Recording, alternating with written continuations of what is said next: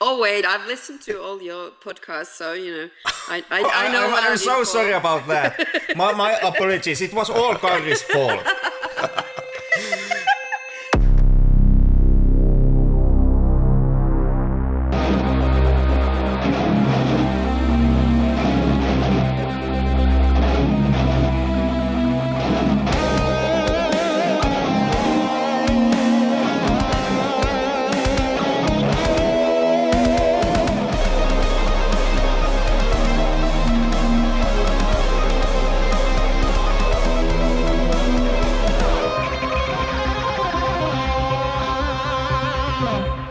Welcome to the Flick Lab. I'm Karri, your co-host of the night, or also the author of All Your Pain, dear studio members.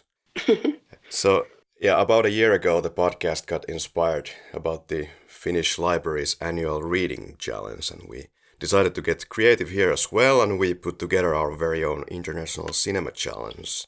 Our guest of the night, Heli, is very tied into this whole scenario. Hello, Heli. Hello. And welcome. And of course we have our ever-reliable Mr. Henrik here, my co-host. How are you, Henrik? I'm actually wondering, didn't we already finish the whole cinema challenge trash already? So the hell are we doing here today? Yeah, we did get rid of that. But we are wrapping it up into a little small Christmas present.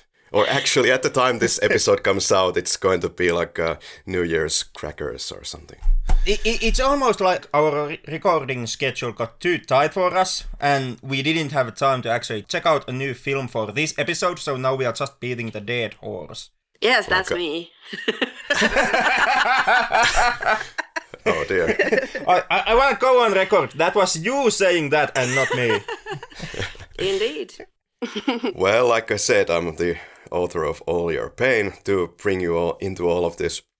But anyway, this whole cinema challenge, this was built so that we devised a varied and fascinating, at least in my opinion, list of 20 films which all were coming from 20 different countries, which I have been babbling here in every goddamn episode.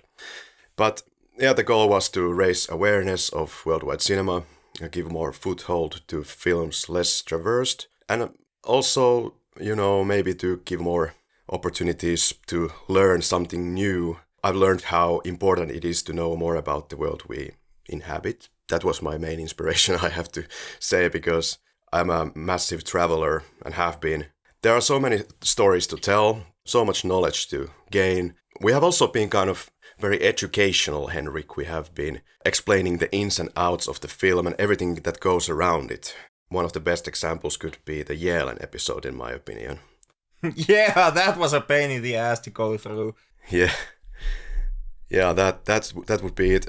And on many occasions, we have been blessed to have some fantastic guests to give us the biggest chunk of context for the films. And we have been quite lucky with that. We have had, I think, quite a lot of guests from all around the globe. Okay, but enough of that, and our guest of the night. Our guest is someone who has been tirelessly supporting our podcast behind the scenes and has put the good word out for us and kind of spread our gospel of international cinema. Bought almost all the films, I think, and borrowed them to friends, right? And it made me and Henrik quite speechless in some points in a humbling way frequently, so very happy to have you here. I'm very happy to be here. I'm privileged. That's what you say now. Let's just wait for 15 minutes. Oh wait, I've listened to all your podcasts, so I know. I'm so sorry about that. My apologies. It was all Karri's fault. Yeah, but whatever you said before about the challenge itself, opening up very great new doors and a great experience, to put it in a short way. Yeah, but Heli, can you tell us a little bit about yourself? Who are you? Where are you from? What do you do? That kind of thing. Okay, I'm just a fan of the podcast. Hello. So I'm a teacher by trade. I teach English and French, some very rudimentary media studies at a comprehensive school in Eastern Helsinki. I have been doing that for 20 years. Before that, I studied, English and French at the University of Helsinki. I focused mainly on literary studies, and I did my master's thesis on Sam Shepard. So, that's all my experience or academic thinking about dramatic works. So I have no background in cinema whatsoever, other than, I like watching movies. When I first heard about this, the podcast itself, I started to listen and I got hooked. And then obviously I wanted to take part in the International Cinema Challenge because, as you mentioned, the challenge the library offers, I had taken that challenge a couple of times and I realized it was a very good one to broaden the horizons a bit. So this was kind of due for the cinema or movie world in general. So here I am. All right. How did you get into movies? Exactly. Are there some cinematic highlights for you? In general? Oh boy. Yeah. I remember, of course I loved lassies as a kid, and all the Shirley Temple ones and things like that. And we used to watch country and western movies as a family when I was quite young, because in those days, in the 70s, westerns weren't shown on TV. They weren't aired that late. They were kind of the early evening program. So I grew up with many movies, as people do. And I remember that I think you were a big fan of Blade Runner as well. Well, yeah, that's later, of course. I was a great fan of The Matrix as well. Lots of these sci-fi movies, I'm surprised to say. But also, I meant to say before, or for some reason, when I went to school, there was this time that they used to give out cinema tickets to schools a lot. And so we saw something like My Africa, for example, and some big movies, Hollywood movies like that. And so that was quite nice as well when I was like 14 or something. I've always loved movies and I'm watching them. I'm not much to talk about them. I never remember who directed what and who played this or that character and stuff like that. But, I like my movies. Yeah, and if you're lacking any information in that regard, you can always listen to the Flick Lab. Wink, wink to everybody. Yes, indeed. For all these nitty-gritty details. But yeah, Henrik, we weren't always that successful in following the whole schedule of ICC or International Cinema Challenge. Something always came up on our way, some guest couldn't make it, or whatever life puts on us. The movie was still stuck somewhere between, Hong Kong and Poland, and while we were already supposed to record. But as these things go, we just magically managed to do these things here. Like, I remember we were supposed to end with a different movie, but then luckily we had The Unknown Soldier to finish this one off, which is kind of fitting for us Finns. Mm-hmm. Yeah, it's fitting for Finns. It's not fitting for anyone who tried to actually follow the schedule that we repeatedly put out. It's okay, come on. It's kind of the situation where we constantly make the same mistake. Because the schedule was reworked like 2 or 3 times in total during the cinema challenge, and we still didn't manage to keep it. That's life. Like, if you go to check it out now, the finishing movie, the final movie, the 20th movie of the challenge is The Gods Must Be Crazy. Yeah, it is. It was a totally useless list in the time sense, but we did watch at least the films that we were set out to watch. Okay, except there was this certain Pippi Longstocking, and well, I don't think I had not specified the actual Pippi Longstocking. It had the wrong year. No, I had specified it, but it was the wrong Pippi Longstocking because this was kind of an amalgamation film out of the original TV series, which didn't make any sense. So we chose one of those actual Pippi films, which is what we ended to do in the first place. So we just gave a little bit of a careful correction to that. Hey, please, this is the actual film. which was kind of awkward, but yeah. Yeah, luckily no harm done, because none of our listeners actually followed the challenge, and so nobody actually tried to buy the original Pippi Longstocking that we had put out. Or the fact that it's so completely, extremely, insanely hard to find some of these films. Mm-hmm. In fact, we didn't even address it because it was so horrible to state it out, but there is at least one film that is completely out of print, and that is The Blue Light. You can find it in Japan from some obscure websites, but it of course doesn't have any subtitles, and nobody's gonna want that. It's from some Japanese region of Blu-ray, so good luck with that and all. Yeah, and Sugar Cane Alley costs you only like $300 if you try to buy it as a DVD. Yeah. So that was interesting, but we managed to find some old VHS copy. Yeah, which was like $5. Which I had to copy into digital so we could watch it then. Yup. And without your help, I would not be here actually, because some of these items were that difficult to get hold of. So, yay you. Heli, had you seen any of these films in advance? I had seen 4 of these before. So 16 new films. So it was quite a ride. Yeah.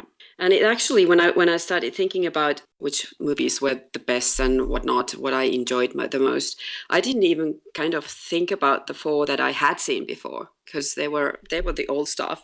So I was just looking at, or the only ones that came into my mind were these new ones. So yeah. Yeah, I guess you have seen Apocalypse Now before, right? I have a couple of times. The Unknown Soldier, umpteen times. Pippi Longstocking, sure. And then the 007s a couple of times. So From Russia with Love. Mm. Yeah, the number 8, which was our UK pick. Yeah. Yeah, so I just, even though we have kind of been joking here that American films are not international cinema, I do consider American films as international as any country, of course, but so I just wanted to get the US out of the way and into the challenge right off the get-go. And one of the best films of this challenge, hands down, one of the best films period in ages, I would say, because sorry to say, this was my first time seeing Apocalypse Now when I saw it for this challenge. Boy, what a ride. And also in the booth when we were talking about our military background with Henrik. That was a brilliant episode, I must say. Thank you. It was basically the 2 Finnish males once again talking to each other the episode, because half of the running time was just the 2 of us going through our military experiences. Yeah, but that's what made it special. Yeah, it's also one of the topics that I don't really normally care to talk about, but yeah, I think we had some fun with that. In that episode, we brought some good points and it fitted this episode. It's also a topic that no Finnish member of female sex ever wants to hear about. And we went into quite deep waters with that. Like, psychologically, it's quite a heavy film, and then Henrik was recording it in a broom closet. To get into the mood or something. Yeah, emotional trip, and there is the song by The Doors, The End. That is a great song. I think we should Henrik, do some kind of a playlist to YouTube probably out of these films. That could be something. Oh yeah, good idea. You mean what exactly? Of the film music of these playlist, films. like you are going to make a playlist out of the songs, or you're gonna rip the end credits and get the songs from there? No, it's me singing solo and sending it to you. Okay. Super. How are you gonna actually name this playlist? Like copyright infringement. Karri ear rapes Henrik. So we also went to Hong Kong, and we had a guest called Mitch Tam. So thank you, Mitch. It's definitely a classic film. Kind of gets you into the thick of the city. There's the cyberpunk color palette in a symbiosis with minimalist plot, or the lack of any plot, kind of just floating there, and you immerse yourself into it, and this kind of interesting city pulsation. Oh, very. And at times I found it a little frustrating and infuriating because the pulse was so there. It just attacks you, especially the music towards the end, the Hotel California. Oh my God, I thought, that would never end. But it played very nicely, I think, to the whole idea of Hong Kong and how everything is sort of in your face all the time. So it kind of worked, although it was somewhat infuriating, as I said. And in Chungking Express, I loved the pineapple magic thing that the guy in the first part had there, eating the pineapples to kind of wishing the ex-girlfriend to come back or something like that, wasn't it? Yeah. It reminded me of any kid that thinks about, when he's walking, or her when she's walking on the street, and if I make it to that lamppost before that car, then I'm going to get a puppy or something. So it was quite sweet, I thought. Yeah, it was also the inspiration for Lost in Translation. That's easy to see. Also, Quentin Tarantino made it his mission to distribute this film in the West because he happens to love the film. And yeah, one of my favorites from the run. There's a lot of favorites, so I can just stop saying that. Henrik, any other thoughts about chunking? Nothing that I didn't already say in the episode itself. Okay, Henrik, see you at the end of the episode then.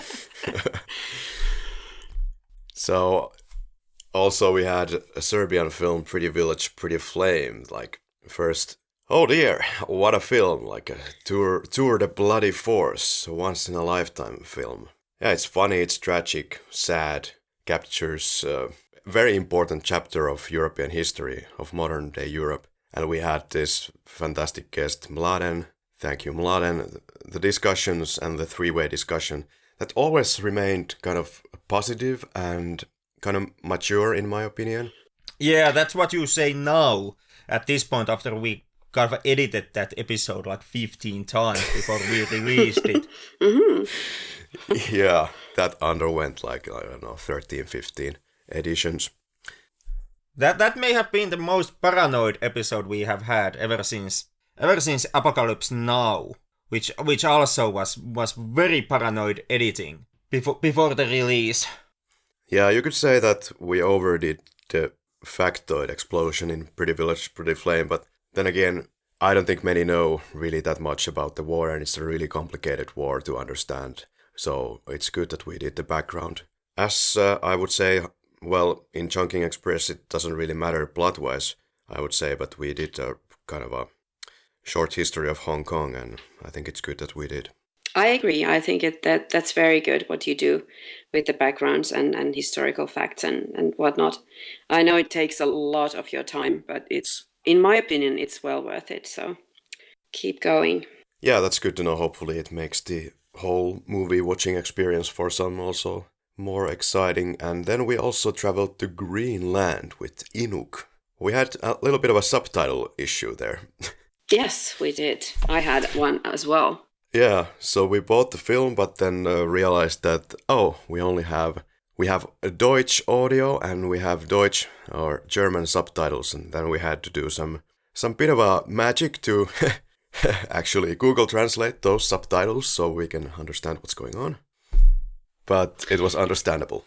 It was very understandable, and it didn't bother me half as much as I thought it might have. Actually, watching the movie and reading the subtitles of my phone at the same time, it didn't take but they don't talk that much actually in the film, so that might help. Yeah, I loved Inuk. Same here. Like such a unique looking glass that you get from the film. Maybe the character developments could have been stronger. For example, between everyone. There's the Inuk's relation to his friends, then there is the girlfriend, or so-called girlfriend, Naya. There's Ikuma and the mother, but I still enjoyed every minute of this film.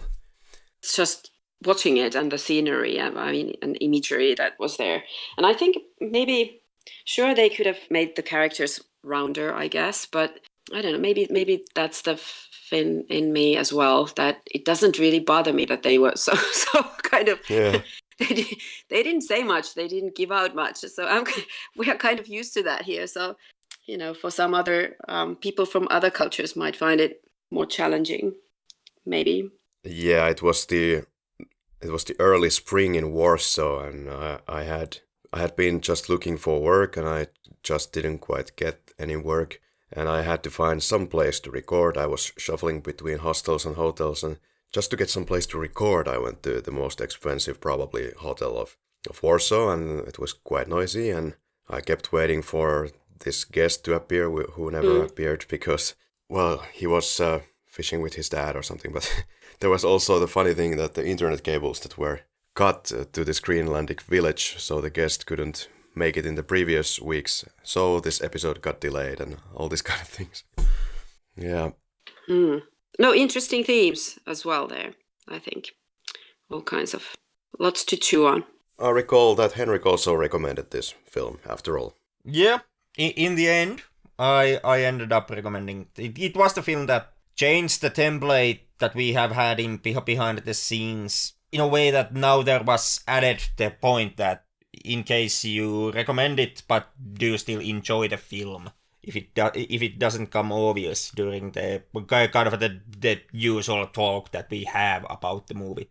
And then we go to Thailand, and Uncle Boonmi, who can recall his past lives from 2010, shuffled around different cinema festivals.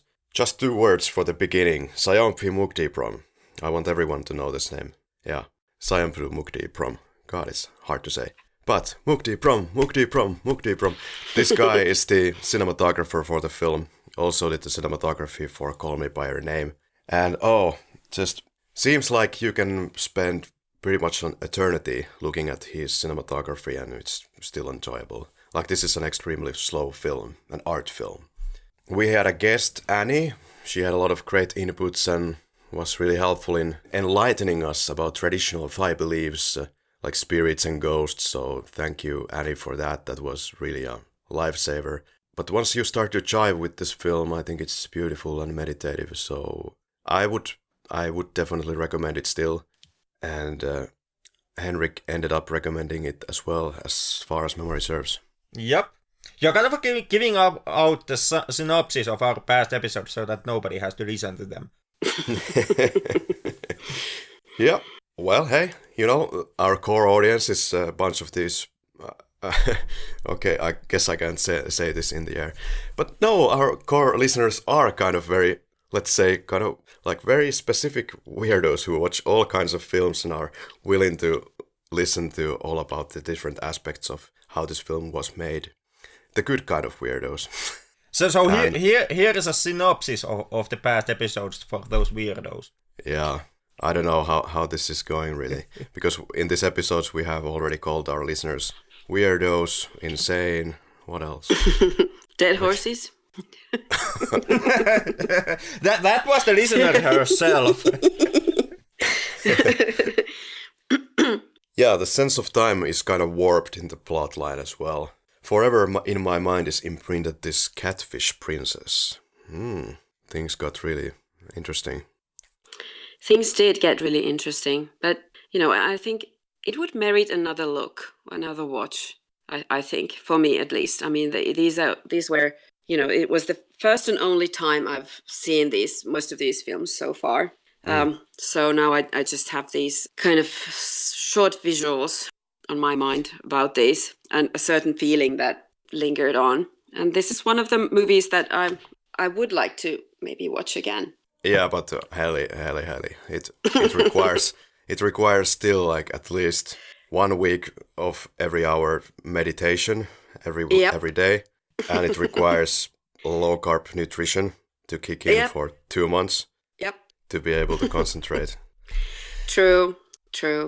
Actually, it's going to get even worse from here on in as we get into some other low-speed films. But then there was Germany and the Bridge from 1959, black and white film. I remember I recorded this episode in the Łasienki Park in Poland, the most famous and the biggest park in Warsaw. And it was pretty cold. And Henrik, you were late, so it started to get really dark. And I got out of the park, but then by then the whole park was already closed. But fortunately, there was a guard who let me out. Oh, the adventures the podcast takes you to. Yeah, the lengths that we go to. But Mm. shameless self-promotion. But this film haunted me as a child. It has this mood and atmosphere, that fog, and the futility of the whole thing that they're doing there. And rather thoughtful plot build-up, I thought. It's based on a book, of course, which kind of tends to help a lot in the plot complexity I've found, for good and bad. Here I enjoyed it. Memorable locations. Would like to visit this small town. Saddening, smart. Yeah, and it managed to kind of convey the air of innocence that was kind of crucial with the boys and the whole war effort for them, at least. And I must say, I'm not the biggest fan of war movies. I tend not to watch them. In the challenge, might I add, there were 6 war films. Thank you for that. There's gonna be even more of them in the next challenge. Oh, yippee! But I did realize that I'm not in my comfort zone. This is not I would not start intentionally watch a war movie. But bad for me, because this was a very beautiful movie, and so were the others here as well. So okay, hopefully says me good. Yeah, when I was putting together this challenge with Henrik, there were a lot of considerations, like a lot of brainstorming what to put together and what to watch, and put like half of the films as something that we have watched, and then half of it something like that we have never touched. And I think this worked pretty well. I was surprised actually how good all of these were. Or I don't know if they have to be all good, but I certainly enjoyed myself doing this, watching this. And yeah, as you told me, this was enjoyable for you. Kind of a different war movie. Well, certainly, yeah.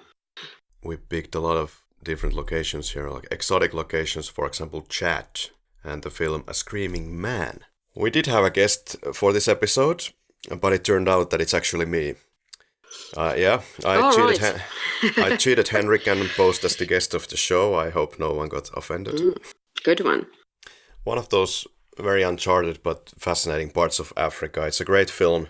It's only kind of indirectly about the war conflict, since the film more deals with the reverberation, the after effects of the war, the changes posed by a war on everyday lives of ordinary civilians. So powerful and poetic. Oh yeah, and I didn't really even think about it as a war film at all. I mean, I mostly looked at it as a depiction of family and this war between generations, sons going ahead of fathers and them becoming humiliated and petty and all kinds of betrayal themes. That's more of what I kind of read into the whole film. Right, yeah, that circle of destructive behavior is great. Yeah. All right. Of course, we had to include some James Bond into this challenge, because why not? And I also wanted to make the leap for listeners to go into this challenge a little bit easier, because there's a film from the US or the UK, so what the hell, right? But also James Bond films, of course, are a big part of the English or the United Kingdom culture, and one of the greatest products ever to come out of there, I would say. So one of the greatest cinematic achievements from that direction. The beginning of our Bond marathon with Tom Frankland, From Russia with Love. And thank you, Tom, and still thank you in the future, because we'll be doing this in the April or May. Still, this is up there as one of my favorite Bond films of all time, for sure, along with, at this point I can say, like Timothy Dalton's 2-film run, for sure. There's something that makes some people laugh out loud, but also Octopussy is on my top lists there, and of course Mr. Frankland, Tom Frankland, is not unable to accept it, but On Her Majesty's Secret Service belongs there as well. Yeah, I think this one, From Russia with Love, it's just a darling film is what I wrote in my notes. It's such a good mood flick, really, and the great 60s vibe, and actually I quite enjoy looking at Istanbul. And it really shows you around the city. I've also been to Istanbul, so it was. It's nice to see some of the same areas or sites that you can visit. the chemistry between the main cast and that it's actually a proper spy film. Yeah. And there aren't that many in the Bond franchise even. Like most of the time it's like, oh, Mr. Bond, would you like a drink? And they're in the other part of the world and they're not supposed to know each other. So yeah, this is proper spying. And Henrik, what's next? I guess that would be Taiwan and Stray Dogs. I guess so, the odd one out. Like Uncle Boonmee was certainly slow, but Stray Dogs is really kicking Uncle Boonmee in the face in that territory. Surprisingly, this is one of the films that I end up maybe liking the most. I don't know, or it's in the top half anyway. Yeah, it was really, really strange when I watched it, and I suppose it would be if I now watched it again. But there's something. It's certainly very powerful. There are so many symbolic things going on, I guess.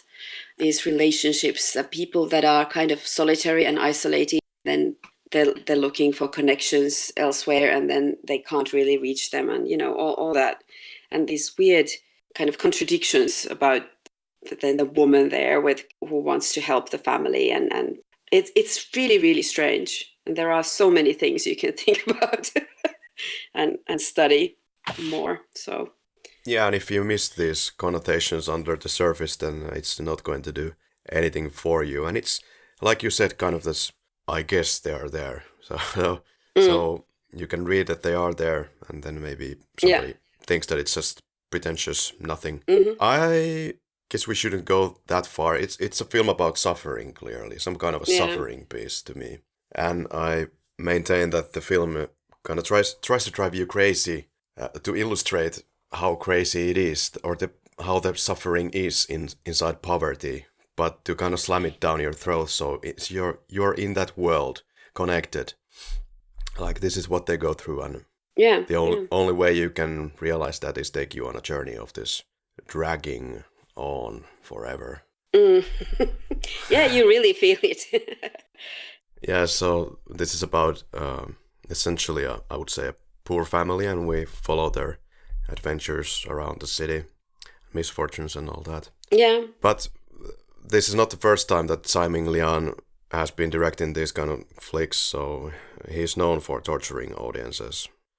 For example, what was this flick, Henrik? There's this one monk that is walking around the town, and that's basically all it is, right? Yep. Or he's walking in different locations. I don't remember if it was shot on Paris or where it was filmed originally. Yeah, did you see it? I did check it out just before watching Stray Dogs and doing the actual episode on it. Oh, is it the Journey to the West? Yeah, precisely that one. Because my DVD is a double feature, so I have that. Maybe I should watch it. Oh wow! So anyone looking for a Zen cinema, I suppose, then go check out films of Tsai Ming Lian. No challenge would be perfect, of course, without Russia, so we went to see Prisoner of the Mountains. We did have a guest in this episode, but unfortunately the technical side failed us heavily, but we got to make the episode in the end. So here the two soldiers get captured in the Caucasus Mountains, and the soldiers they try to trade them for a villager's son, but the interesting part is that the cold-blooded emotions later turn into some warm-heartedness and humanity. Great film. Albeit, maybe we saw there something that could be questionable. Honestly, when I first time saw the film, I didn't even notice that. I just thought that the soldier was being really nice to this little girl, but Henrik then took it into an opposite direction, and it can be there if you want to see it, but yeah. Oh, it's most definitely there. I didn't see it either. Or I saw it from the part of Dina, the girl, but she's a typical early teenage girl that has, fantasizes about this, I don't know, handsome soldier taking her away from the village. That's what girls that age do. But I don't think it was kind of reciprocated, the feeling, but who knows? Yeah, I just always mainly saw it as that of course the soldier was taking advantage of the situation to get out of that village, but also he very much kind of liked and sympathized in a nice kind of way this little girl, and that's it. But it was kind of weird when he was just sitting there and he was already free to go, and then he decides to just watch the little girl and not take the advantage of running immediately. But yeah, that's also kind of to tell to the audience that they are kind of very close to each other now. And yeah, maybe. As I said, I've only seen these once, so as memory serves. Yeah, this is a film from Sergei Bodrov, one of the heavyweights of Russian cinema. But there is also one very famous South Korean director. But the South Korean director was abducted by the North Korea to make North Korean propaganda films. So we switched on to Hong Kil-dong, this 1986 film. Which is a documentary take on historical events. Yeah. Yeah. At the foundation of North Korea. I don't know what is this fantastic abduction hijacking storyline that you are trying to propose here repeatedly on the podcast. Don't you like follow the official facts, man? Depends on the facts, I guess. Alternative facts. Yeah, but the story goes that Kim Jong-il at the time gave the orders to abduct the South Korean directors so they can make better films back in North Korea with less visible propaganda or less obvious propaganda. It kind of hits you under the surface, and there was this infamous stop frame intro that Henrik really didn't like. I have no recollection about what you are talking about. Most likely, yeah. I love this one. It was a delightful piece. You know, I go all the way for these kinds of movies that are unintentionally, you know, funny. Very simplistic plot, and what to say about it. Of course, we could have chosen something more traditional in the sense of North Korean cinema, but this is how the things go when I was able to select this film. And being able to select the films for the International Cinema Challenge, what was your exact thought process for the next movie? That the Sweden take, Pippi on the South, in the South Seas. Well, this is kind of beating the dead horse, because I did tell you what the reason is. Because, of course, automatic reaction when you hear the word Sweden. Pippi Longstrump, obviously. It's one of the big... For absolutely no one is that an automatic response. Okay, what is then? See? There is no answer. I win. Bergman? But yeah, fucking normal. Yeah, but... Hamilton? Pippi Longstocking is something that everybody knows, and everybody knows in the Scandinavian or Nordic countries. And something that everybody in Nordic countries has seen in school probably at least 25,000 times.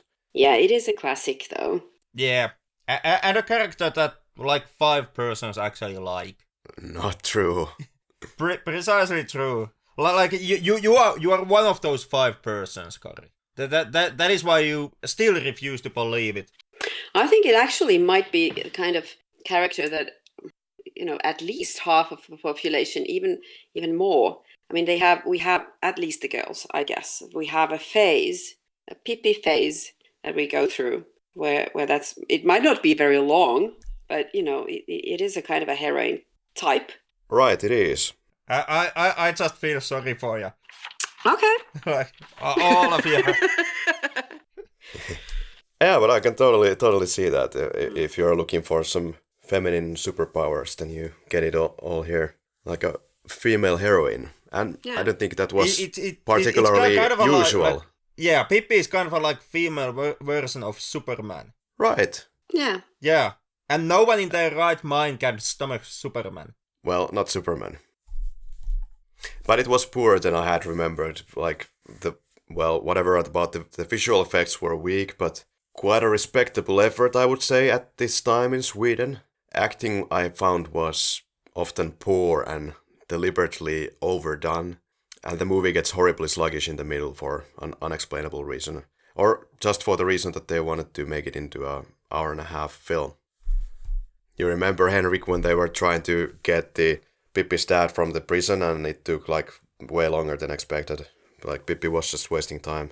Yeah, that was stupid and a bad moment in the film. To accompany all the other stupid and bad moments in the film. To accompany all the stupid and bad moments in Pippi Longstocking stories all together.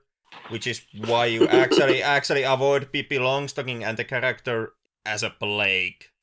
Or the thing that they had, I found, this is a big thing for me, when movies ham-fist in some sing-along songs and they don't really carry on the plot in any way, and I found that this was the case here.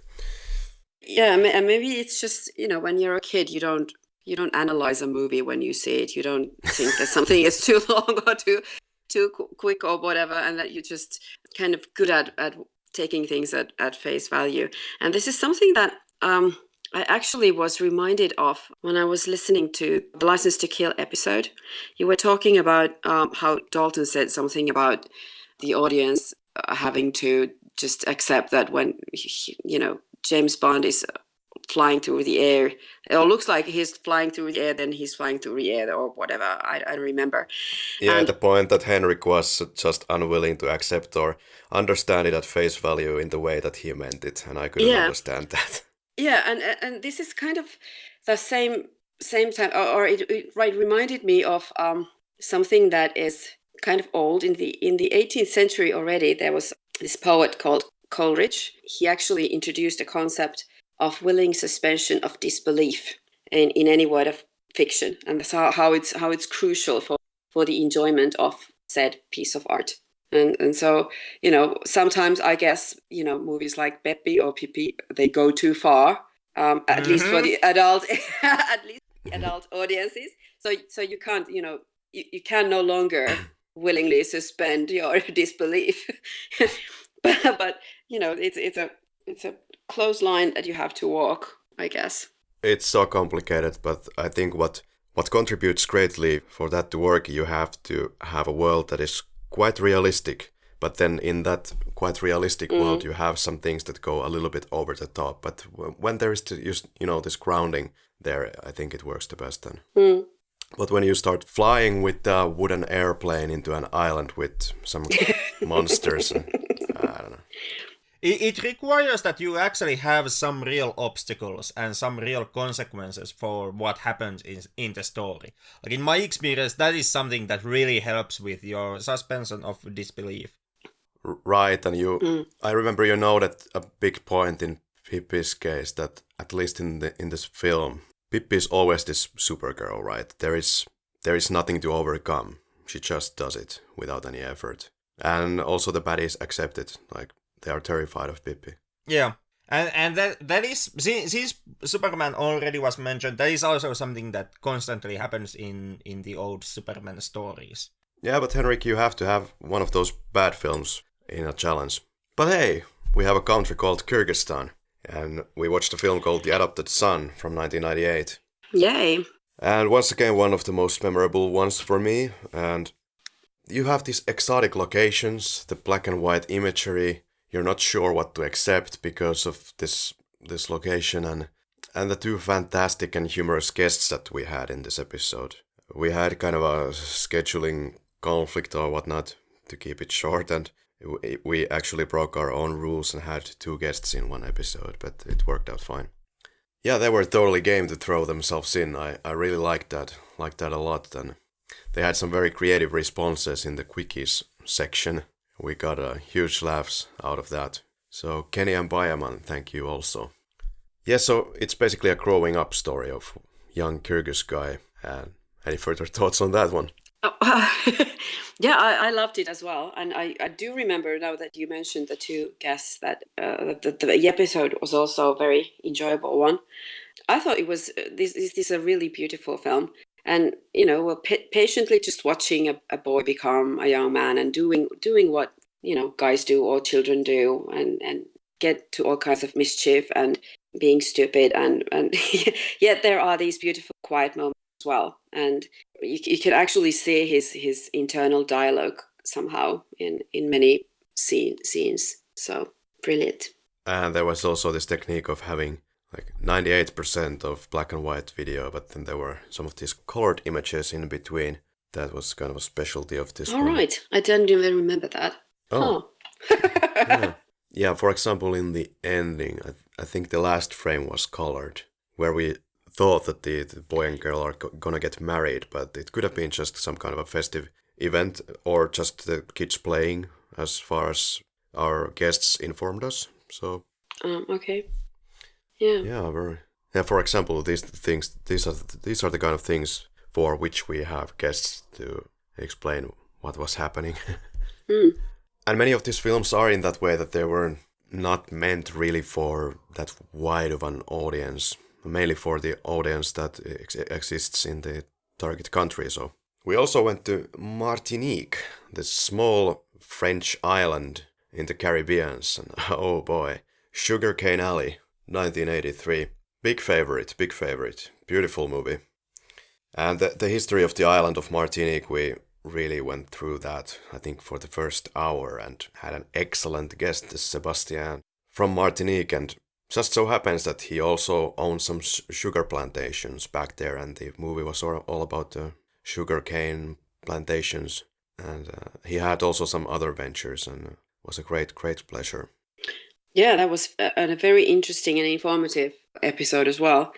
It was great to hear about Martinique, because it is an area that you don't very often find yourself immersed in, or the culture within it.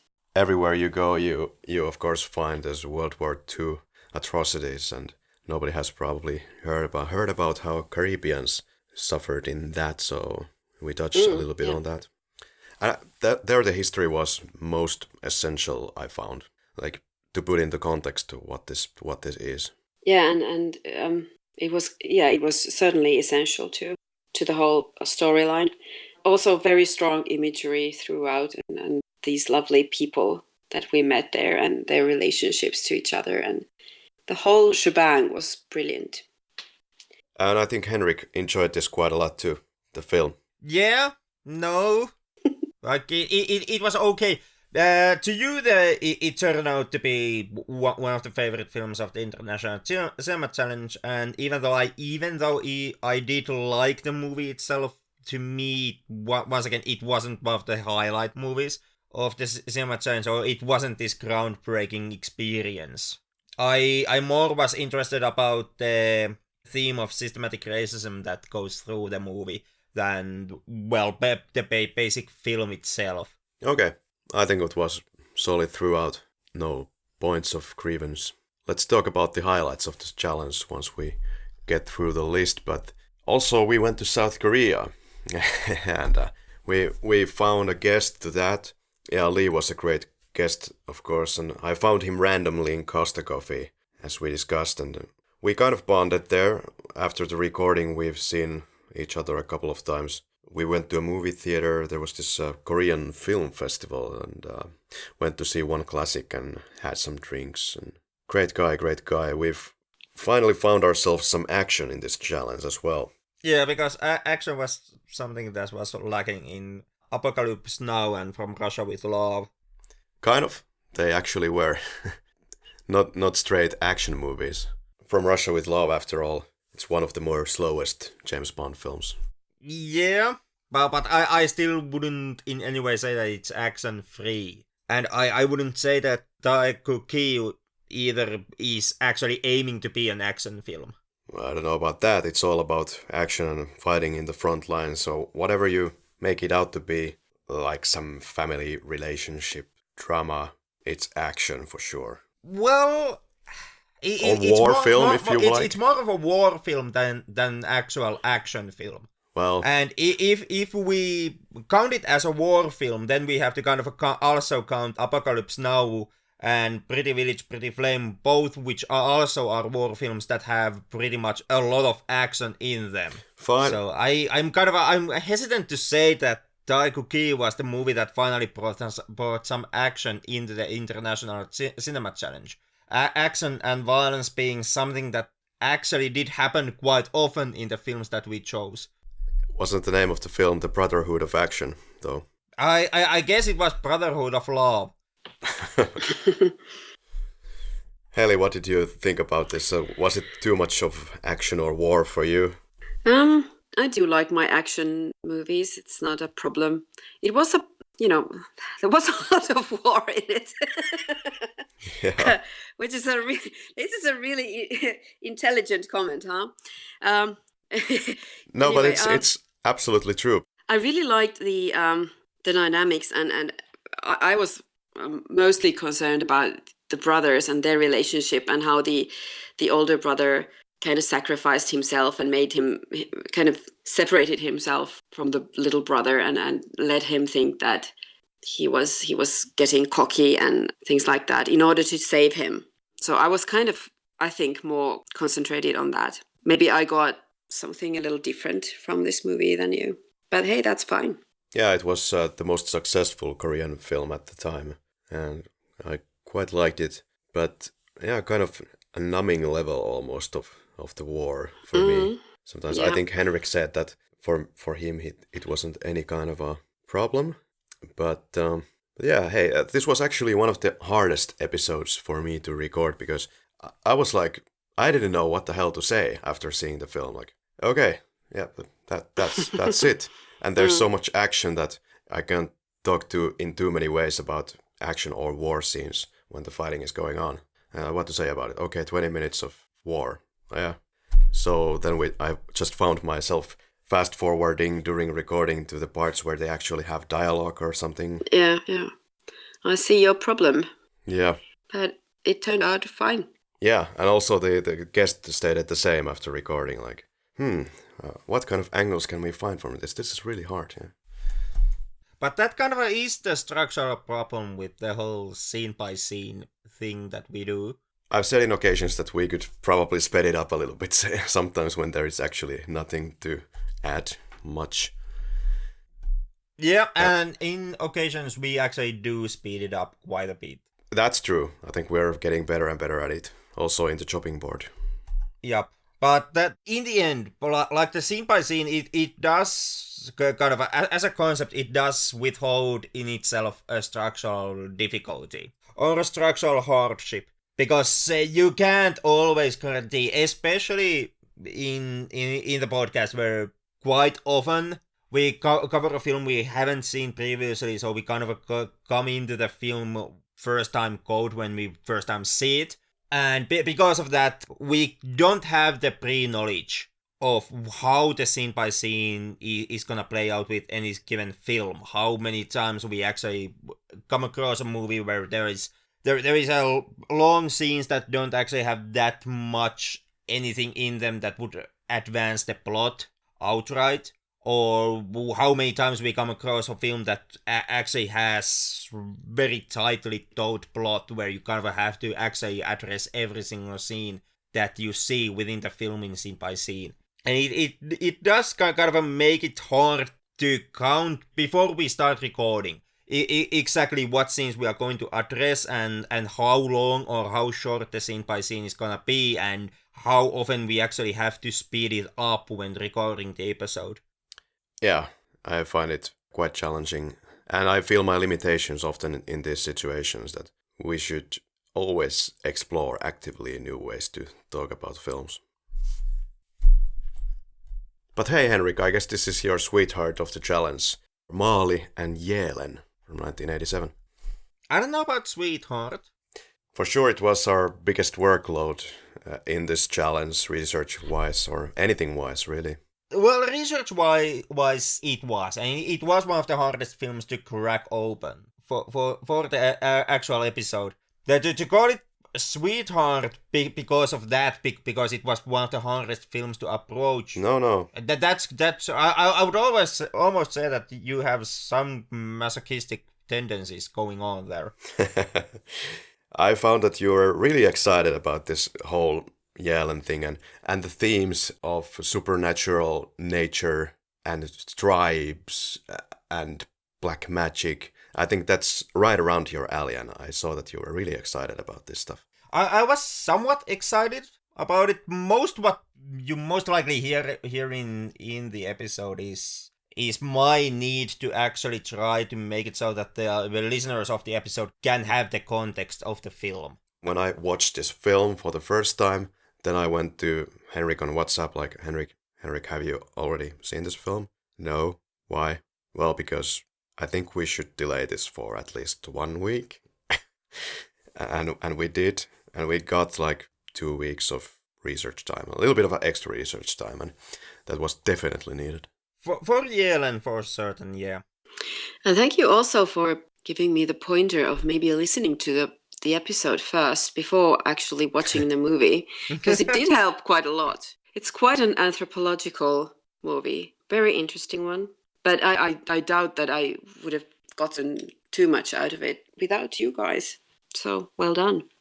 Well, I don't know how much it matters in which order you go, but I guess it was good that you went in this order. But also, after you have seen the film, and then you do the background, and then you start to appreciate the film way more, and then you feel like after doing the episode that, my God, I have to watch this film again. It was amazing.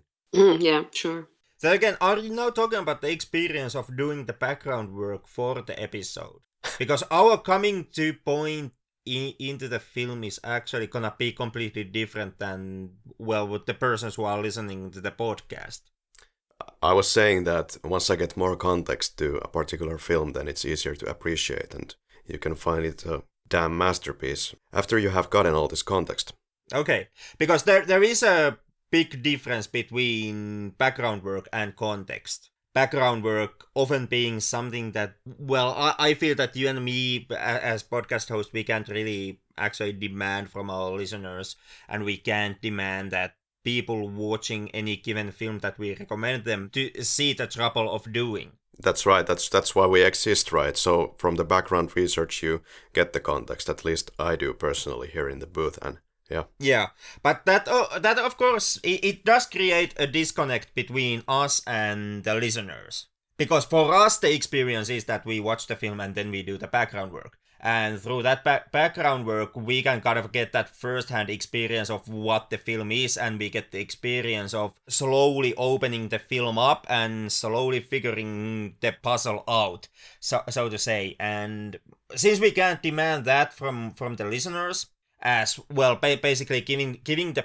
background work for them freely right now, giving the context to them here now, it's our job. It's what we are supposed to do for them.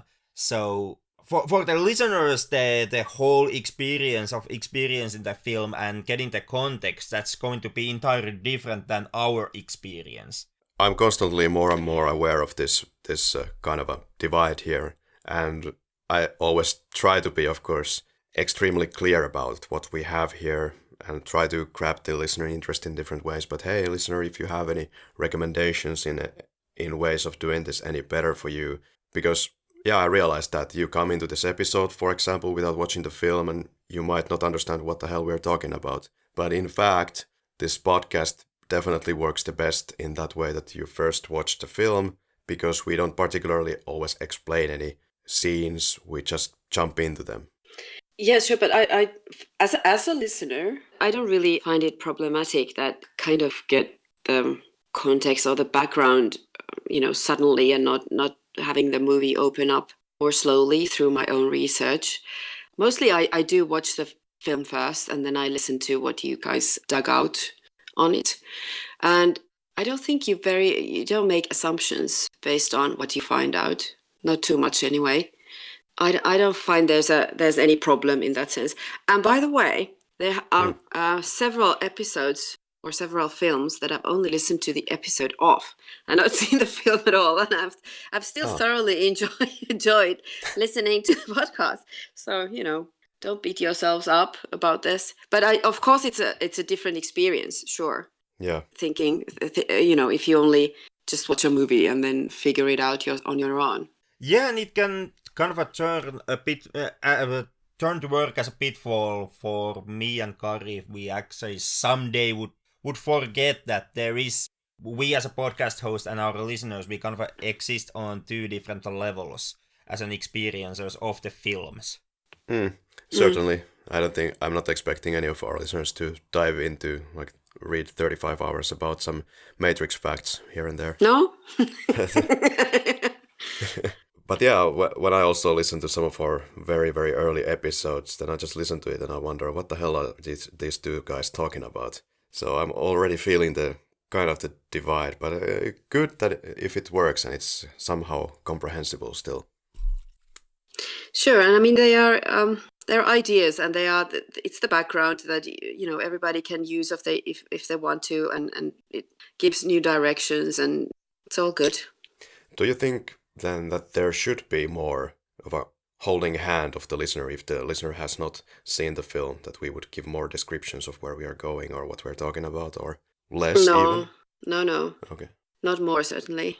Yeah. I can already hear the desperation there. Like, please God, not a minute longer. Came out wrong, I think.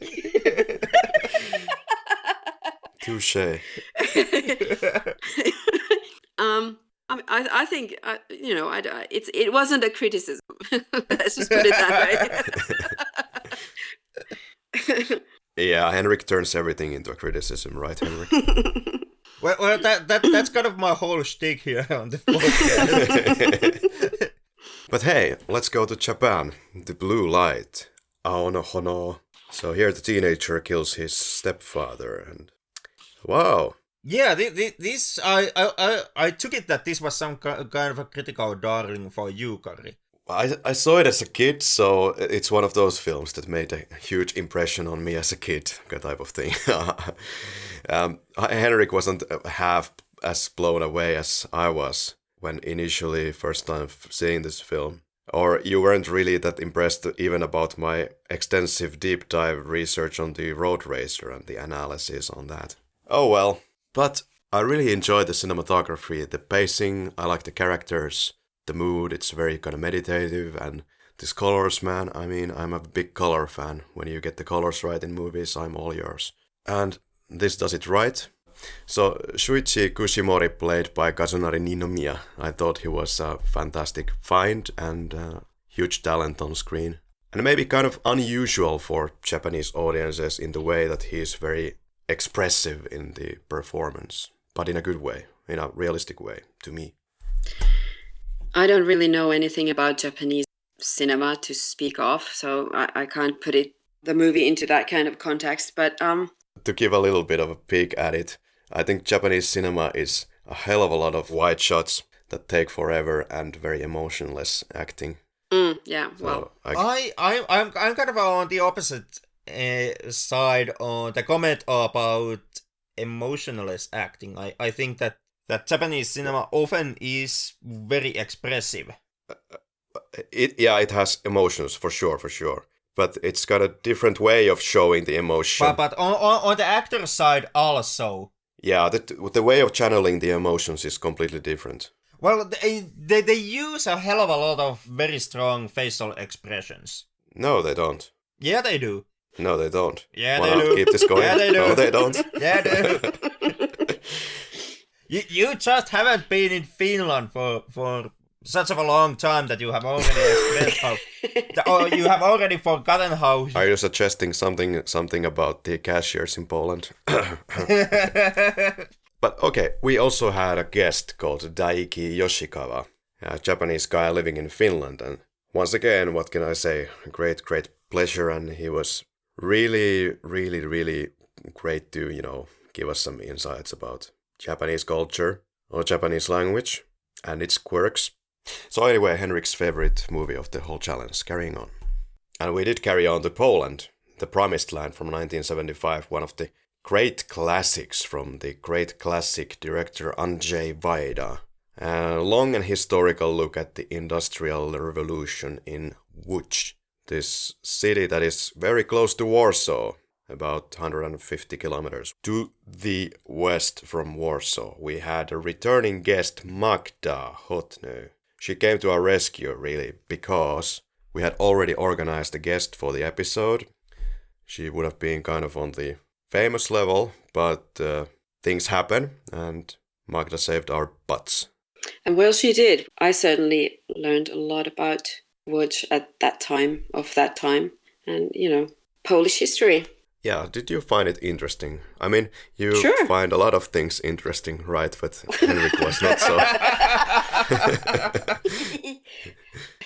Yeah, absolutely. Yeah, those And it was like, 17th century? 17th century cars. Great stuff. 16th century. Saw some of those on the background. Always fun when that happens in a historical piece. It was too long, right? It was too slow. It was quite long and somewhat slow, but I don't know, maybe that contributed as well quite nicely to the whole thing, I think. It was so distasteful at times. Showed the end of what happens when you're too greedy and all this kind of gilded grime type of thing. Maybe you could have done it in a shorter film as well, maybe. But I didn't think it was too long. That's not on the surface anyway. But brilliant characterization in the film and a really, really, really interesting historical piece that it was. Yeah, then again, even if you don't always find some particular movie that interesting, you always find some interesting points around the film and you learn so much, as stated before. But yeah. One of our long flights in this challenge is the trip to South Africa, and the gods must be crazy, from 1980. And we had Matt from South Africa to thank for giving us some special insights there. Yeah, this was about South Africa and its tribes and some funny situations made of that situation in this comedy from the 80s, which we did not really warm up to with Henrik. Not terribly much. Slapstick often being the form of comedy that I'm not maybe the best audience for. Yeah, same here. I thought it was quite fun. Maybe it was trying to do a bit too much, and maybe a little too many angles in one movie. But yeah, it does it a lot in the beginning, and then in the ending it kind of shuts down with that. And I thought it was kind of weird that they got rid of the commentator guy in the beginning, which could have been more used in the end or the middle. True. One of the funny things in that one was, the guy, he's trying to get through the gates and he's having all kinds of goofy trouble with the car getting through the gates. If I had known that in South Africa there are a lot of gravel roads like that where you have thousands of these kind of gates, then I think it would have been a lot more funnier when watching it. Yeah, that was quite funny. I really can't say if that knowledge would have actually helped the scene in any way. Not terribly much, but you can kind of see why they're doing it when you know that. Well, kinda not, because I'm very reluctant to think that South Africans hadn't already figured out how to open the goddamn gate without the whole process taking you like 15 minutes. That's what you get when you break your car. That's what you get when you try to do slapstick, using simple gate as your framing device for the joke. Right? As I stated, we need to watch Live and Let Die to get the slapstick right. Right, Henrik? Right. Like I'm so happy that we are almost done with the Bond marathon and we have already bypassed Roger Moore. Ah, you party pooper. No better way to finish off a challenge than go back to the roots, go back to Finland and the unknown soldier, Tuntematon sotilas. The first version of this film made in 1955 by Edwin Laine. I was surprised how well I think we pulled off the historical bit, and I found that it was quite probably the most interesting part about the whole episode. I mean, maybe for us, because we have seen these films like 697 times. So, talking about the history, and I think it will be interesting for all the worldwide listeners, because Finland's role in the world, I still maintain, was quite important one. Yeah, I really don't see that Finland was that important in the worldwide scene of the Second World War. I know you don't, but you know what? You're wrong. Well, you know that the sir is well and presents his evidence. I did in the episode. Yeah, you did, and that convinced absolutely no one. Henrik. Too much bullshit. But yeah, Heli, how was it to watch the film for the 1000th time? I think you didn't even watch it, and I can totally understand that. I didn't watch it this year. I would have had I been home, but I was in London, so I missed it this year. Excuses. I know. Maybe you should disqualify me. I'll just drop back. And thank you for joining us. And Yeah, Karri's gonna here. edit you out. Yep. I'm really good at that. Careful. Yeah, so it's really, really difficult to say anything about The Unknown Soldier. I mean, I can say about your episode that I do agree that you managed to give a history quite well, and to international audiences who know nothing about it. And I really do love this film. I can't really see it from outside or objectively, but like all Finns, we know certain lines by heart, and we know how we hear the accents of the characters and things like that. So I just love it to bits.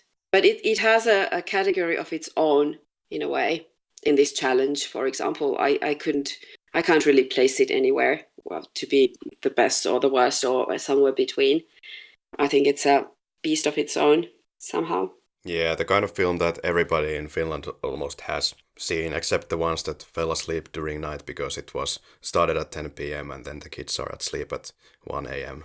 Or actually way before that. But yeah, it's a kind of film that is broadcasted nowadays in Finland every year, especially this 55 rendition. And yeah, it's the kind of film that you don't really think about it anymore because it's just part of Finland, man, and you probably would want to watch something else on the Independence Day every once in a while. Yeah, probably. It seems like it's some kind of that you just put it out on Yle every year because we've done it before, so we have to do it again, even though nobody likes to watch it. Yeah, true. Sometimes maybe, these should be revisited. I have seen the newest one, the 2000, was it 17? But only once.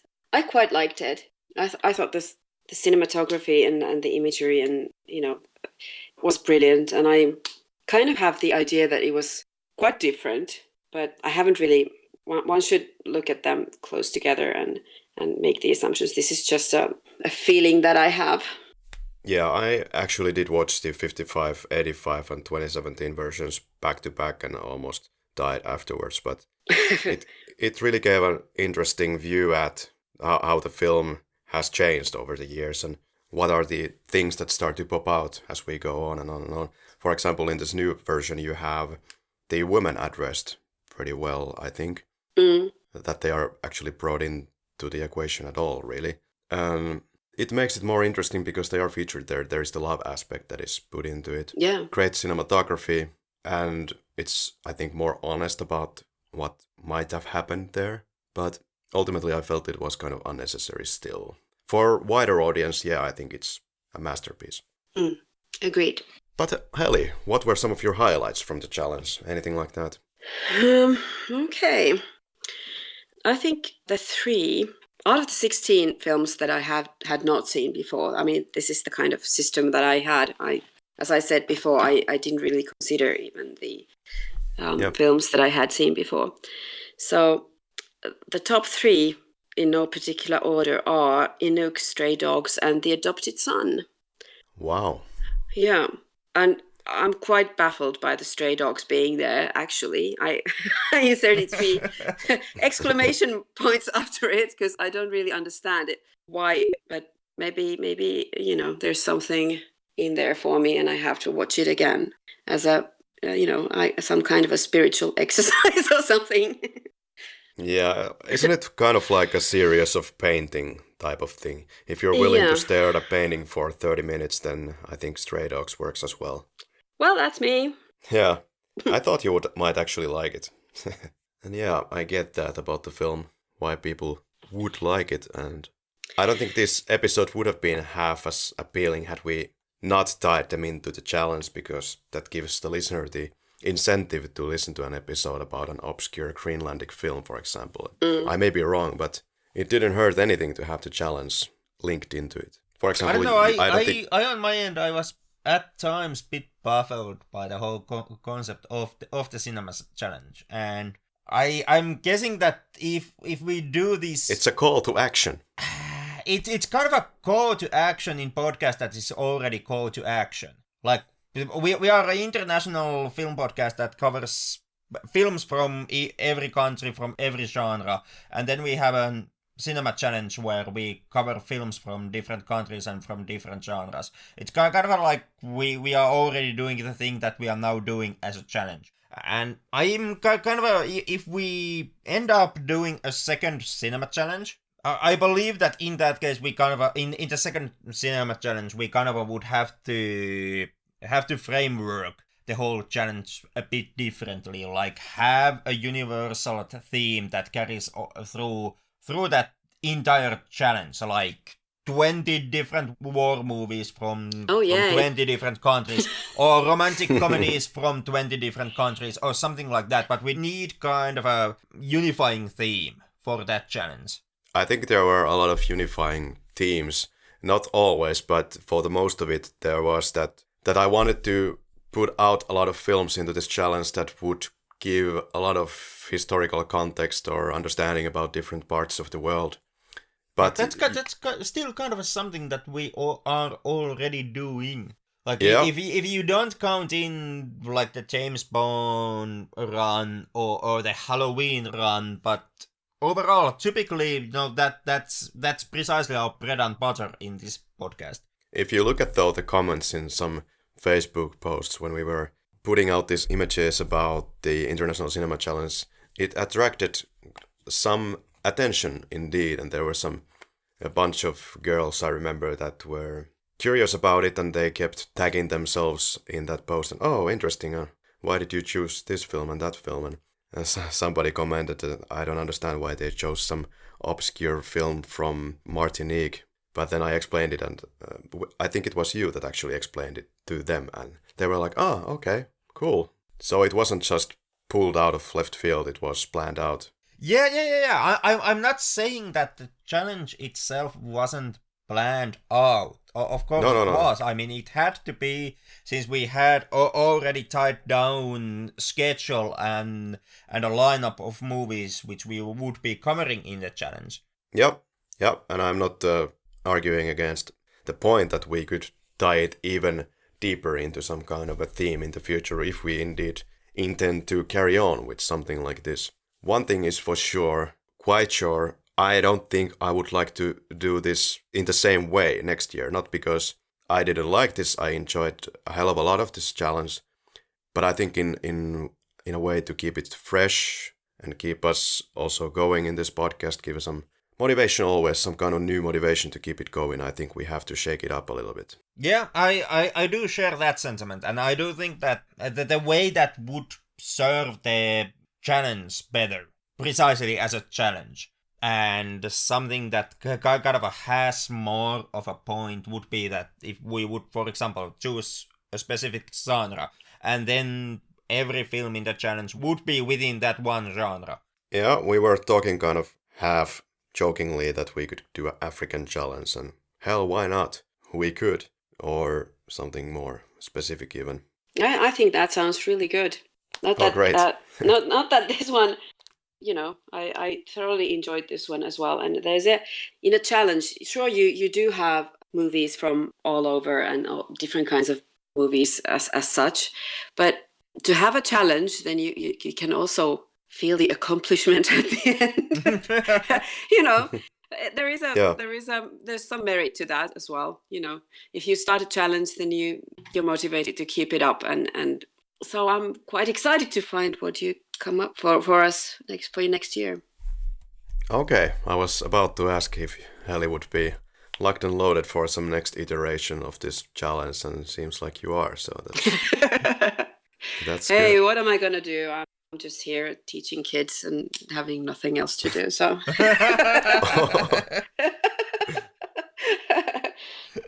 Well, surely something else as well. But well, that's not important. Is there anything that you'd wish for us to do in 2020 then? Do you have any ideas of your own for a challenge? Not really. I think the only thing that I kind of wish is that it wouldn't be so darn difficult to get hold of the movies. Because it might start to get a little expensive at some point, years from now maybe, but maybe that could be a consideration. But other than that, whatever you come up with is going to be brilliant anyway. So Thanks. Luckily, I think nobody out of our audience did buy that Sugarcane Alley 300 USD DVD. So, yeah, for me, favorites of this challenge for sure, Pretty Village, Pretty Flame is there right in my mind right now. Sugarcane Alley, and if to put it into threes, then yeah, wow, that's tricky. The Bridge or Uncle Boonmi, I can't quite decide. Something like that. What about Henrik? I'm with you on the Pretty Village, Pretty Flame. Followed by I guess Apocalypse Now, and I'm not entirely sure what I would pick for the third one. Mm-hmm. Well, did you enjoy the challenge, Henrik? Yeah, and kind of no.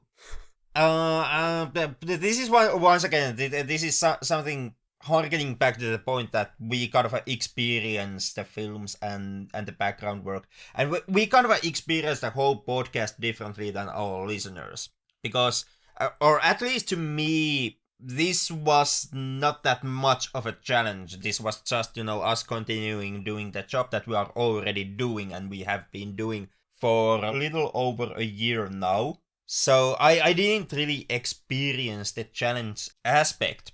I didn't really experience the challenge aspect in our cinema challenge. I think in this moment we should insert some kind of an audio clip from a previous Off the Hook recording of Henrik, and when I said, oh, okay, and next Sunday we're going to record The Gods Must Be Crazy, and I remember Henrik being like, yeah, like something.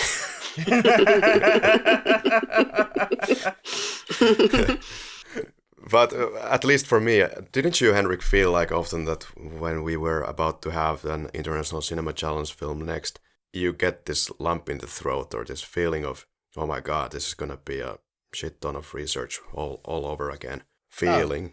No, because I get that for every single episode that we do. Oh, really? Like to me, that is something that I experience weekly. Yeah.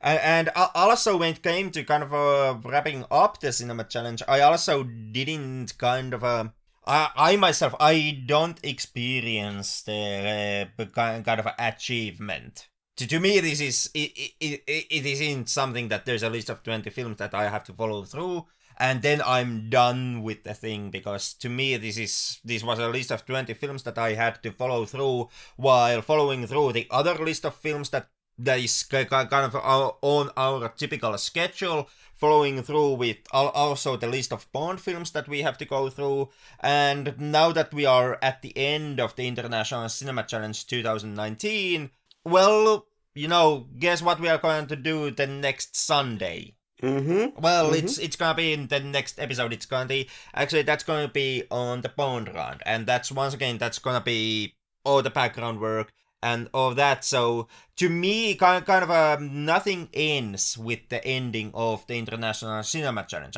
I'd simply continue doing the exact same thing on the next episode. That's the Finnish honesty for you, and a great marketing tactic, Henrik, here for our International Cinema Challenge. Although, it's over now, so you can say what you want, I guess. Yeah, and you're going to be on holiday soon, so sounds like you need it. Oh yeah. Yeah. Holidays are coming here in the Play Club. Praise the higher powers. Yeah, we're gonna take a month off, or so we think. Basically, it's just gonna mean that Henrik is going to be chilling on some beach in Serbia, and I will be editing these episodes. Yeah, that's what. Once again, that's another thing. A month off and a holiday behind the scenes of the podcast. What it means actually is that now we are doing a death march, that we are trying to have the necessary episodes in the backlog so that we can release them while we are having the holiday. Yeah. But that precisely is like we experience the films, we experience the cinema challenges, and we experience the whole podcast on a different level than our our audiences necessarily do. Yeah. Or do you experience it differently, dear listeners? Others than Heli. So you can contact us and tell us how it's been. Not that it would make any difference. We have done what we have and we are not sorry for it. Yeah, and we are kind of bad in taking in the listener feedback also, so... Are we? Have to make sure that I will not give you the keys to the email box. But yeah, alright. We are all game for 2020 then, in different ways. So, anything further, my comrades, or should we sacrifice our lab goats to a Malian witch? Just a really, really big thank you for this challenge. That was, you didn't really, I don't know, after all this, you didn't really enjoy so much, but I did. So, Oh. Yeah. Yeah. Thanks for all of this, and I look forward to next year. Yeah, not to give wrong impressions. At least on my part, I enjoyed it a lot. And yeah, thanks so much for joining us to finish this one off. Alright, thanks everybody for this year, and clarification for our listeners what we're actually going to do now after so much pondering and wondering. Yes, we are taking our break from releasing episodes as well. We need to have some downtime to regroup our brain cells and come back stronger than ever. So we're gonna have now 3 weeks off, and after those 3 weeks we will return with full force, continuing our James Bond marathon with Die Another Day and having our regular Bond visitor, Mr. Frankland, Tom Frankland, in the podcast. So Flick Lab will take a break now, and we will return on 30th of January. 30th of January. We will be back. Happy New Year. Yeah, Happy New Year. Happy New Year. Thank you.